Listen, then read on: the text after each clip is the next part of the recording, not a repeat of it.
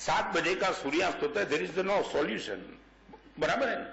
आप क्या करते हो, उनको प्रॉब्लम बनाओ ही मैंने। 7 बजे का सूर्यास्त है, प्रॉब्लम इसलिए नहीं है कि महाराज साहब उनका कोई सॉल्यूशन नहीं है, मैंने कबूल कर लिया है, ये ताकत है आपके पास। परिवार में रिश्ते जिनके साथ है वहां कुछ ऐसा संघर्ष पैदा हो चुका है और संघर्ष को समाप्त करने का हर संभव प्रयास करने के बावजूद भी यदि तुम्हारा संघर्ष खत्म हो सके ऐसी स्थिति नहीं है, यू एक्सेप्ट। ये ताकत आपके पास है क्या? समाधान की ताकत आपके पास है कि नहीं? Art of this is the good strength. कहीं भी रिश्ते को तोड़ने की बात नहीं करेंगे। कांदीवली बंबई एक लड़का मिला था,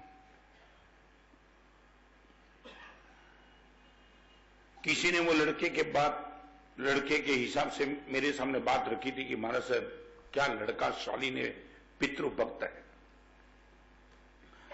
अभी मैं आपको वो बात बताना चाहता हूं, समाधान क्या हो सकता है। पिताजी का नेचर इतना गलत, गाली के सिवा घर में कोई बात न करे। परमात्मा के मंदिर में यदि दोनों बाप और बेटे इकट्ठे हो गए तो पिताजी परमात्मा के मंदिर में जो बर्तन थे वो बर्तन लड़के को सीधा मारते थे। और इतना होने के बाद भी पिताजी के प्रति इनका जो लगाव था, इट वॉज द मिरेकल। एक दिन मैंने उनको बिठा के पूछा, दोस्त पिताजी की ये मानसिकता और इनके सामने तेरी ये मुस्कान दोनों कंट्रोवर्सी लगती है। महाराज साहब आपको बताऊं, मैंने मेरे पिताजी के पास्ट को देखा। महाराज साहब पिताजी के मित्र से मैंने मेरे पिताजी का पास्ट जाना। महाराज साहब मेरी 5 साल की उम्र में महाराज साहब मां शांत हो गई। बड़ी स्ट्रगल से पिताजी ने हमको बहुत बड़े किए।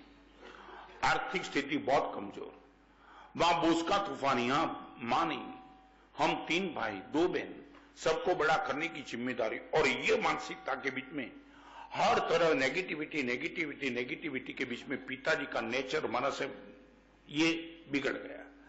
माना साहब पिताजी का नेचर इतना गलत था नहीं, मगर परिस्थिति ने पिताजी को इतना मजबूर कर दिया कि पिताजी का नेचर बिगड़ गया। माना साहब जो अंदर से एग्जाइट होते लगे ना, माने कुछ उनको देखने को, सुनने को, अनुभव करने को मिला ही नहीं।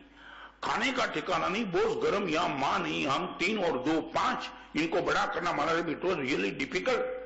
और इन सबके बीच में पिताजी ने हम सबको बड़ा किया। माना साहब आप ये बोलते कि पिताजी के नेचर अभी बिगड़ा हुआ है, माना साहब अभी नहीं बिगड़ा हुआ है, करीबन मेरी 5 साल की उम्र थी तब से पिताजी का नेचर बिगड़ा हुआ मानो तो। बाकी पिताजी ने, परिस्थिति ने मजबूर किया नेचर बिगाड़ने के लिए। आज माना साहब मेरी 35 साल की उम्र है और आप विश्वास नहीं कर पाएंगे, शादी करने के पहले पत्नी को बोल दिया था यही पिताजी रहेंगे। शादी करने के बाद तो बोलेंगी कि ये घर में मैं नहीं रह पाती हूं और संयुक्त कुटुंब में नहीं रहना, तो शादी करना ही नहीं, मैं जिंदगी भर ब्रह्मचर्य का पालन कर सकता हूं। यही पिताजी के साथ जीवन निभाना है और प्रेम से पिताजी को संभालना है। माना साहब आप मुझे धन्यवाद दे रहे हो, मैं तो इनका बेटा हूं, मगर जो मेरी पत्नी है सबसे ज्यादा धन्यवाद माना साहब उनको देना है। यही नेचर पिताजी मेरी पत्नी के साथ करते हैं।